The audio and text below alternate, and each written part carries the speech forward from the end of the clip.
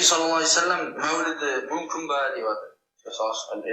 Son bayanda perseniz осы мәселеде бұрында да қазірде де ғалымдар сөйлеген деп жатыр, одан қайтарған деп жатыр. Себебі ол бидат. Наби саллаллаху алейхи ва саллам туылған күнде істеу, Алла субханала ва тағаланың дініне қарсы.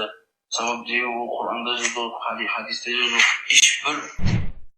Мәуліт сөзі араб тіліне аударғанда туған күн мағынасын білдіреді. Мәуліт пайғамбарымыз Мұхаммед саллаллаху алейхи ва салламның туған күнімен тікелей байланысты. Қазіргі таңда кейбір жат ағым өкілдері мәулітті бидғат санап, оны сәләф ғалымдары істемеген деген сөздерін естиміз. Ол тыйым салуға дәлел болмайды.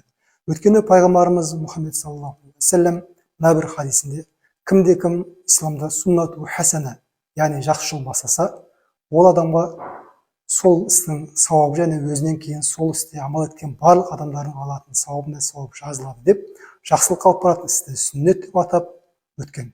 Бұл хадистегі суннату хасана деп шариғаттың қағидаттарына, діннің негізіне қайшы келмейтін барлық жақсы амалдарды айтуға болады.